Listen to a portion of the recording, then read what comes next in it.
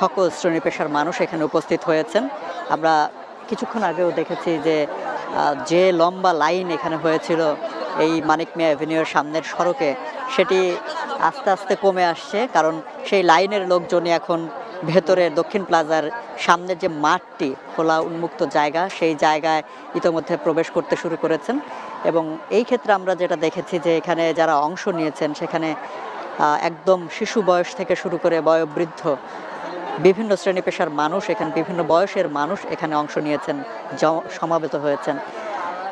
সরকারি এবং প্রশাসনের ঊর্ধ্বতন কর্মকর্তা তারাও এসেছেন, রাজনৈতিক দলের নেতৃবৃন্দ তাদেরকেও আমরা দেখেছি যে মিছিল নিয়েই তারা এই জায়গায়, অর্থাৎ মানিক মিয়া অ্যাভিনিউয়ের এই সংসদ ভবনের সামনের যে মাঠটি, সেই মাঠে তারা এসে পৌঁছেছেন ইতোমধ্যে।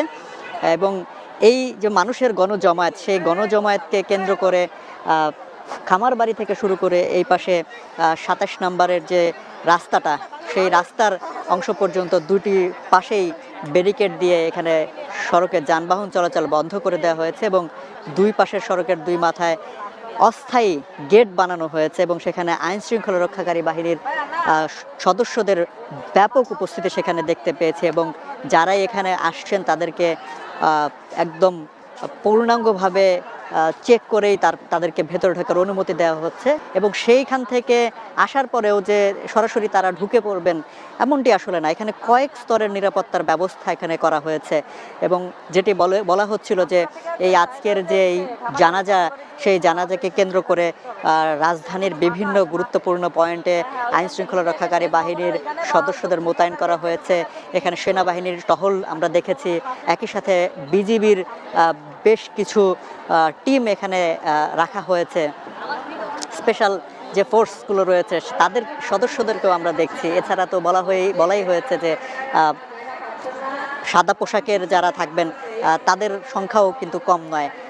তো আসলে সব কিছু মিলিয়ে আজকের এই যে জানাজা যেটি হচ্ছে, সেখানে যে মানুষজনের আগমন ঘটবে এবং তাদের যে সংখ্যাটা, সেই সংখ্যাটা ধারণা করা হচ্ছে যে অনেক পরিমাণে বেশি হবে। আর এই জানাজাকে কেন্দ্র করে যাতে কোনো ধরনের বিশৃঙ্খলা না হয়, কোনো সুযোগ সন্ধানী যাতে কোনো সুযোগ না নিতে পারে, সে কারণেই মূলত এই যে আইন শৃঙ্খলা রক্ষাকারী বাহিনীর তৎপরতা। সার্বিকভাবে বিভিন্ন সময় আমরা দেখেছি যে এরকম গণজমায়েতকে কেন্দ্র করে নানা ধরনের উচ্ছৃঙ্খল সৃষ্টি হয়। তো এই বিশৃঙ্খলা এড়াতেই মূলত সামগ্রিকভাবে যতটুকু সহযোগিতা করা দরকার, সেই সহযোগিতা সরকারের পক্ষ থেকে ঠিক কিভাবে আমরা দেখেছি যে আইন শৃঙ্খলা রক্ষাকারী বাহিনীদের প্রতি যে নির্দেশনা আছে, সেই নির্দেশনা তারা পালন করার চেষ্টা করছেন এবং সেখানে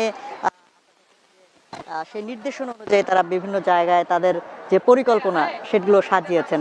সর্বোপরি আসলে এই জানাজার নামাজকে কেন্দ্র করে যে মানুষের যে আগ্রহ, মানুষের যে আসার যে প্রবণতা, সেটি আমরা এখনো দেখতে পাচ্ছি যে দীর্ঘ লাইন এই পাশ থেকে ধানমন্ডি থেকে যে রাস্তাটা এই সংসদ ভবনের সামনে দিয়ে গিয়েছে।